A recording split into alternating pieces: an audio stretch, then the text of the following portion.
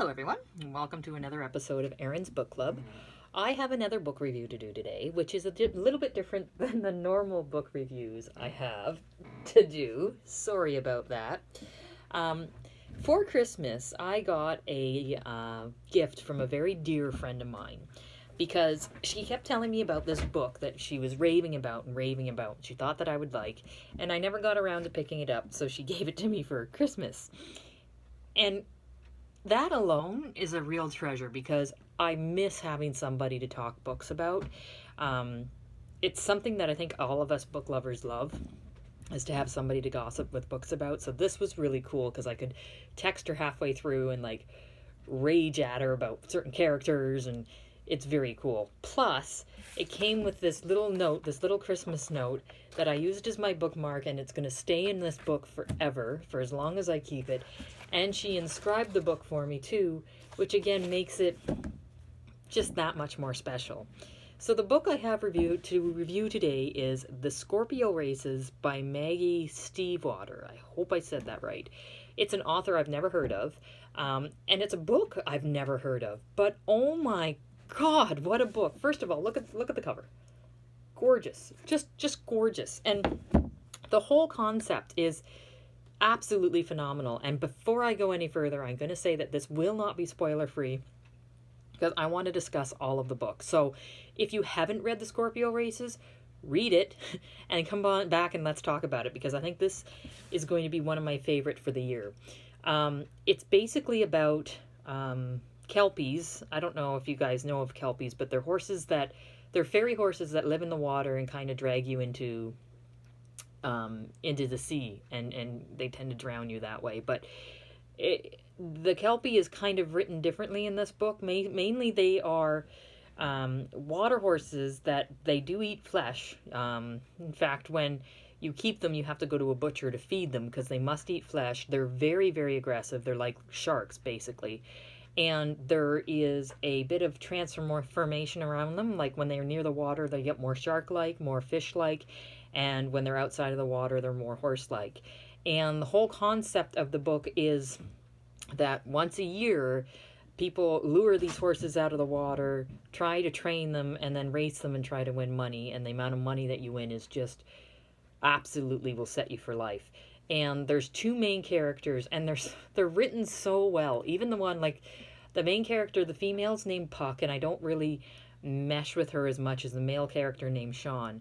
And both of them start off pretty shallow and grow throughout the entire book to the point where you feel as though you're their friend and you're in their life with them, and you're on this island with them, and you feel the mysterious pull of the island that pulls them, to the point where, like, I got to the end of this book and I'm almost desperate to read it again to find out what I missed and the little nuances that are going to be so different now that I know the ending.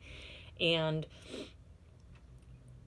she kept you guessing about the end of this race throughout the entire book.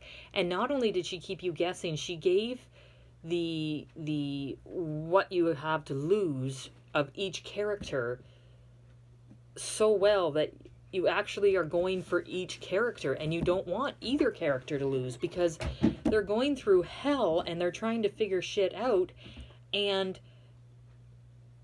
there's real problems if either of them lose. Like, there's real consequences.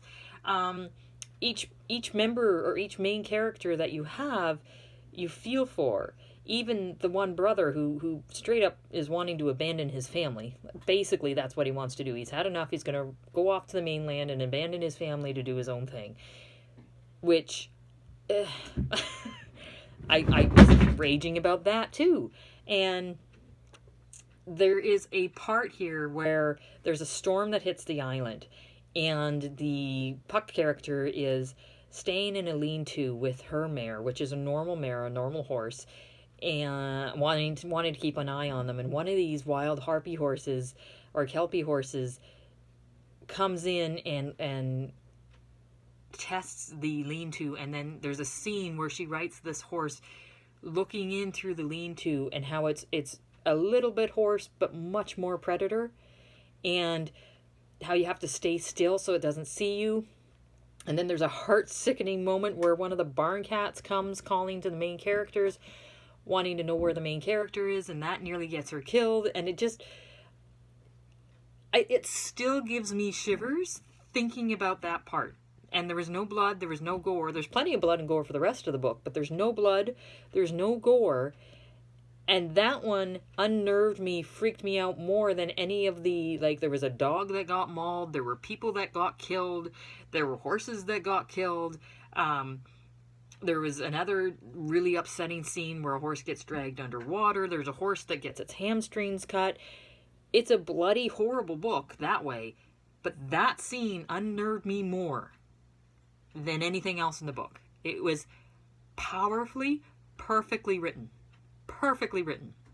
And you were right there with it throughout all of it. Through Puck struggling to get Dove ready for this race. And I was angry with Puck because I'm like, these are meat-eating horses. These are predators. And you're putting your little horse in a race with these predators just to be attacked for money.